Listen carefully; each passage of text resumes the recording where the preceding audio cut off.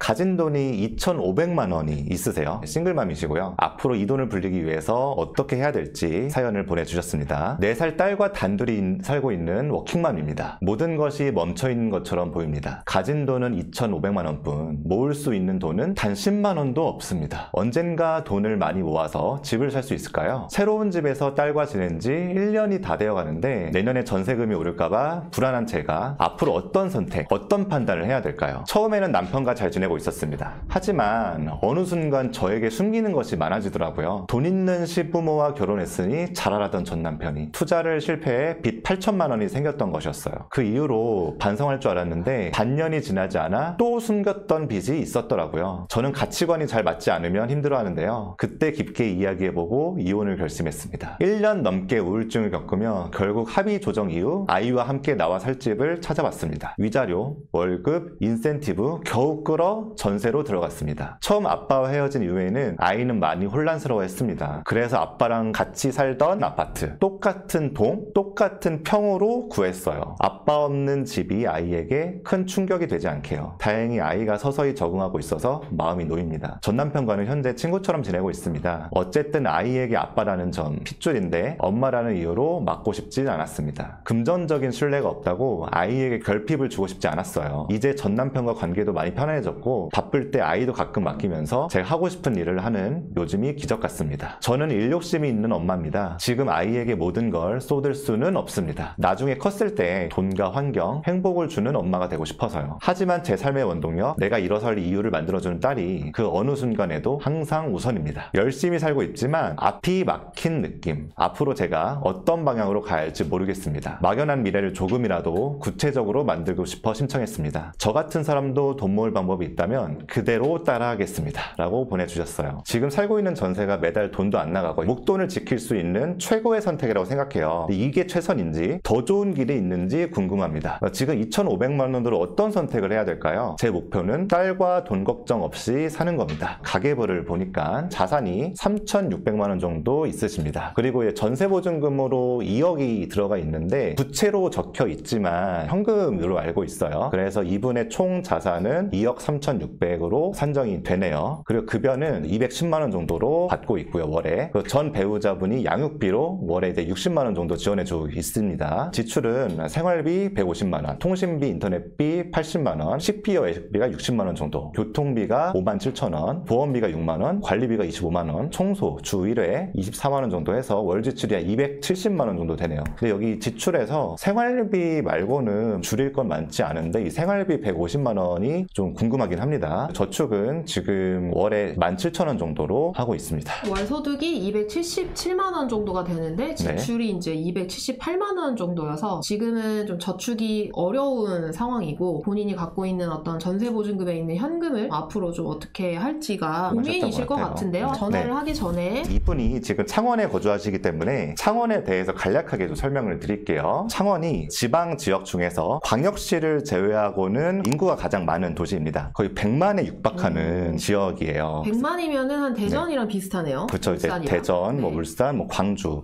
이런 광역시와 인구 규모가 떨어지지 않는 지역입니다. 그러다 보니까 투자적인 측면에서도 굉장히 의미가 있는 지역이에요. 부산에서 김해를 지나서 창원이 대한민국에서 가장 동남쪽에 위치하고 있습니다. 그래서 확대를 해보면 총 5개의 구로 형성이 되어 있어요. 창원으로 여러분들이 인식하고 있는 지역이 성산구, 의창구, 그걸 마산으로 불리고 있는 지역 중에 이제 마산에서 하포구, 회원구의 2개의 구로 구성되어 있고요. 그리고 진해구 이렇게 총 5개의 구로 이루어져 있습니다. 근데 불과 30년 전까지만 해도 이 성산구와 의창구가 없었어요. 마산 하포구, 마산 회원구, 그리고 진해구 이렇게 마산과 진해가 있었어요. 그래서 이 동남쪽에서 조금 난 돈이 있다 라고 생각하시는 분들은 거의 마산과 진해에 거주를 했습니다. 근데 대한민국 정부에서 창원을 지으라고 한 거예요. 그래서 여기 되게 반듯반듯하게 지어져 있어요. 이 창원이. 이게 정부에서 이 택지를 기획하고 도로와 건물 같은 거를 미리 계획하고 들어갔다는 거죠. 여기 30년 전에 여기 택지가 지어지니까 뭐 마산, 진해뿐만이 아니라 뭐 김해, 부산 뭐 주변 지역에 있는 분들이 다 여기 창원에 이사를 왔어요. 그래서 일자리들이 굉장히 좋습니다. 여기 갈색깔, 회색깔로 되어 있는 지역이 창원 일반 국가산업단지인데 여기에 현대위아,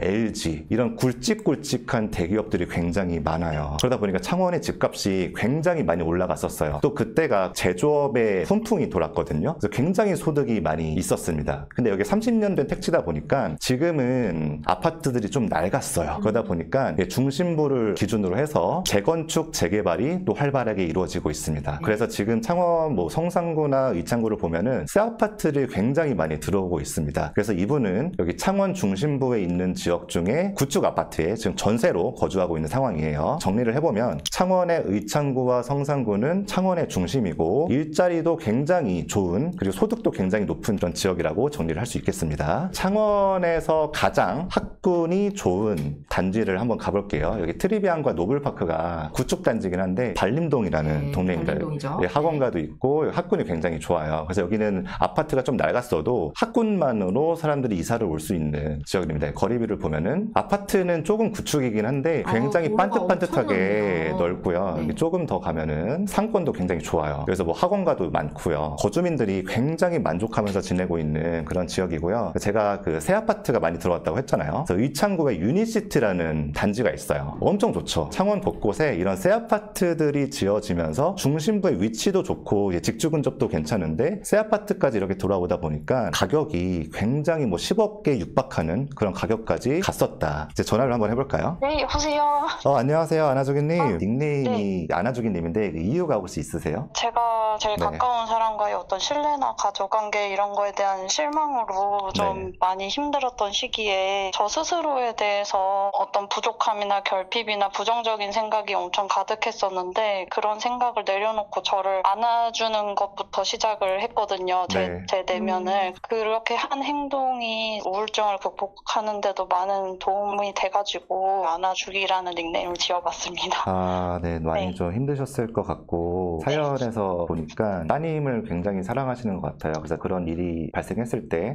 따님이 좀 혼란스럽지 않기 위해서 전 남편과 살던 똑같은 아파트에 똑같은 동에 또 똑같은 그런 평면까지 새로운 전셋집을 구해서 이사 가셨다는 게 너무 마음이 느껴졌어요. 제가 들어갈 수 있는 집이 그 집밖에 없기는 또 했는데 최대한 끌어모아서 아빠만 잠깐 좀 더 멀리 사는 것처럼 느끼게 해주자 그런 생각에서 그렇게 했는데 아이가 그래도 3달 정도는 말수가 적어지고 좀 성격이 갑자기 바뀌는 것처럼 되기는 하더라고요. 근데 지금은 다시 밝아지고 괜찮아져서 저랑 행복하게 잘 지내고 있습니다. 그 아나조기님 같은 엄마가 있으니까 당연히 잘 극복할 수 있었을 것 같고 또 이제 따님과 이제 행복하게 그 위기를 잘 보냈으니까 이제 앞으로 좋은 일만 남았을 것 같아요. 그래서 이 앞으로의 그런 방향성에 대해서 장모님께서 같이 이제 설명을 해드리고 통화를 해보시면 좋을 것 같아요. 네, 아나주기님 안녕하세요. 자원가범이고요. 안녕하세요. 네네. 지금 아나주기님의 가장 큰 고민이 가지고 있는 현금 2,500만 원으로 뭔가를 해볼지 아니면 전세보증금에 깔려있는 이 현금을 그냥 묵혀두는 게 맞을지 이거를 어떻게 활용하는 게 가장 좋을지에 대한 고민이라고 제가 이해를 하고 있거든요. 만약에 2,500만 원으로 뭔가를 해본다라고 하면은 어떤 방향을 좀 생각해 보셨는지 2억을 가지고 뭔가를 해본다라고 하면 어떤 방향을 좀 스스로 생각해 보셨는지 생각해 본 방향이 있으실까요? 처음에 제가 집을 구해서 새로운 집으로 이사를 올 때 1억 7천만 원 정도 하는 평수가 작은 집도 보기는 했었는데요. 막상 해보니까 아이가 좀 많이 걸리고 그래서 당장은 그렇게 하기는 어렵고 건조기나 세탁기나 이런 식세기나 이런 가전들을 다 제가 가지고 나오게 됐는데 이런 것들이 들어갈 자리가 사실 없더라고요. 아까 이제 강의도 들으셨다고 하셨는데 가지고 계시는 현금으로 투자를 생각하신 건가요? 마음이 조급해지더라고요. 뭐라도 해야 되는데 라는 생각이 들기도 하고 그래서 소액으로 투자를 하는 방향도 물론 대안이 될 수 있지만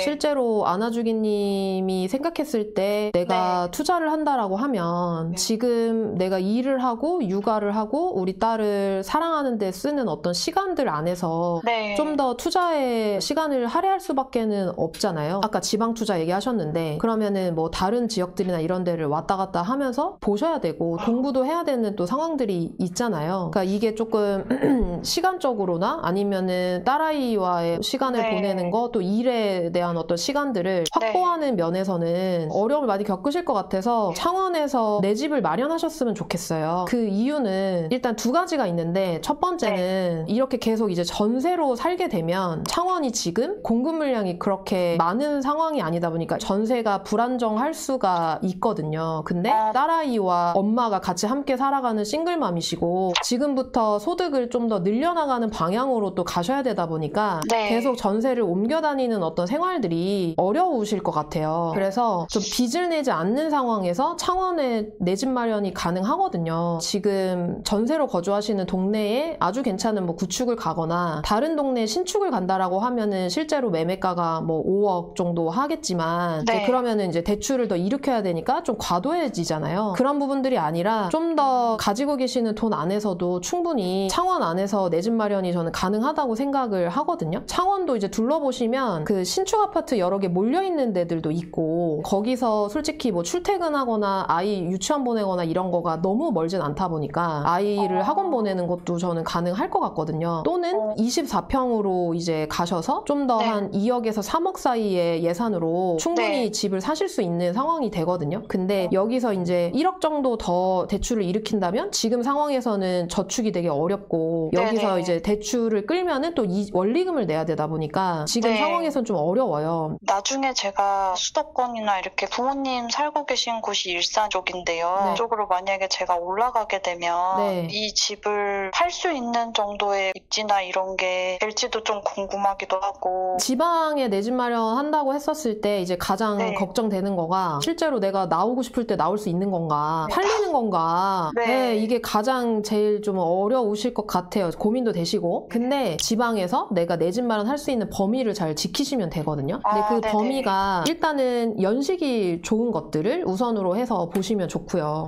그리고 지금 전세로 거주하시는 그 동네 반림동 주변이나 이런 데들은 구축이어도 사실은 사람들이 되게 좋아하고 수요가 있잖아요. 그런 데들은 충분히 이제 팔고 나올 수가 있고 심지어는 지금 창원의 집 가격들이 비싼 것도 있지만 또 그렇지 않고 싼 것들도 있다 보니까 그 안에서 너무 예산에 맞는 집을 사시면 또 그게 또 연식도 괜찮다. 그리고 이제 그게 또 택지다라고 하면 그 안에서 이제 지방분들이 좋아하는 거기 때문에 충분히 팔고 나올 수 있을 거라고 생각을 해요. 근데 제가 전세로 살지 않고 내 집 마련하셔라 라고 말씀드린 부분에 대해서는 좀 어떻게 생각하세요? 사실 저는 이제 팁을 주시면은 다 지금 열심히 따라가 볼 생각으로 있긴 한데요. 여러 전문가분들이 이제 월부 TV에서도 이제 말씀하시는 분들 보면은 다가오는 경제 위기나 막 그런 관점에서 부동산 투자에 대해서 약간 집을 소유하는 게 장기적으로 좋지 않다? 회의적인 관점을 가지신 분들 영상도 간혹 있더라고요. 이게 괜찮을까? 이런 거에 대해서 한번 꼭 한번 여쭤보고 싶기는 했어요. 이제 그런 게 있거든요. 뭐가 있냐면 오르고 내리고의 부분들은 저도 사실은 몰라요. 오르니까 사세요. 내리니까 사지 마세요의 문제가 아니라 딸과 함께 살 수 있는 집이 필요해요. 안아주기님은. 그 집이 그 창원이라는 지역 안에서 창원 사람들이 좋아하는 수요가 있는 집이라면 충분히 나중에 일산으로 수도권으로 넘어가실 때 팔고 나오실 수 있고 그게 비싼 가격이 아니고 안아주기님이 충분히 감당 가능한 수준에서 예산에서 내 집을 산다면 거기서 딸아이랑 행복하게 살면서 전월세로 계속 옮겨 다니지 않으면서 내 집에서 딸아이와 함께 사는 방향으로 가셨으면 좋겠다라는 얘기를 한 거예요. 만약에 안아주기님이 투자를 한다라고 하면 오히려 또 그 소액으로 투자할 수 있는 데를 찾기 위해서 여러 군데를 돌아다녀야 되고 공부해야 되고 또 딸아이랑 보내는 시간들이 되게 없어지잖아요. 그러니까 그런 부분에서 안아주기님이 더 힘들어질 것 같거든요. 그래서 저는 안아주기님이 더 행복할 수 있는 방향으로 말씀을 드린 거고 부동산 자산 측면에서도 이게 안아주기님한테 완전 최악의 선택이 아니라 오히려 자산을 가지고 가면서 그 안에서 행복한 시간을 보낼 수 있는 것들 그리고 비싸지 않게 살고 대출을 일으키지 않는 선에서 진행하는 것들이 저는 되게 중요할 것 같아요. 안아주기님이 딸아이하고 이제 함께 살아가는 어떤 인생을 그리실 때 어떤 부분을 좀 그리고 계세요? 지금은 제가 디자이너로 일을 하고 있어서 컴퓨터 작업도 많이 하고 손목이나 이렇게 무릎 같은 데가 안 좋아서 가사 일도 사실 부지런한 엄마들처럼 하지를 못하거든요. 그냥 겨우 아이 데려와서 그냥 집에서 놀아주거나 놀이터 가는 게 다예요. 만약에 아이가 좀 커서 엄마랑 놀아주겠다 한다면 저랑 여행을 많이 다니고 싶어요. 나중에 딸아이랑 정말 둘도 없는 친구처럼 지낼 수 있게 될 것 같고요. 혹시 나는 좀 딸아이한테 어떤 엄마가 되고 싶다라는 것들이 있을까요? 저도 사실은 살면서 성취에 대한 만족이 있는 삶을 살고 싶거든요. 그래서 제가 돈을 벌고 안정적인 회사 생활을 할 수도 있지만 제가 좋아하는 일을 접지 않고 하고 있어요. 좋아하는 일을 해서 일을 잘 하고 이성적이고 멋있는, 그래서 아이가 저를 보고 엄마처럼 멋있게 살고 싶다 이런 생각이 드는 행복한 엄마가 되고 싶어요. 너무너무 응원 드리고요. 지금 뼈마디가 다 아픈데도 불구하고 내가 좋아하는 일과 또 딸아이를 위한 어떤 생계를 위해서 되게 네. 안아주기님이 노력하고 계시다라고 생각을 하고, 그런 부분들은 너무 멋지다고 생각해요. 정말로 따님분과 함께 행복하게 계속 생활에 네. 나가시면은 좋을 것 같고요. 창원에 충분히 내 집 마련해도 그게 막 네. 엄청 안 좋거나 그런 거는 아니니까 너무 걱정하지 네. 마시고 이 네. 안에서 할 수 있는 집 잘 찾아보셔서 내 집 마련하시면 좋을 것 같아요. 혹시 그 유디님도 해주고 싶은 말씀 있으실까요? 네, 안아주기님 안녕하세요. 안녕하세요. 네, 궁금한 게 있었는데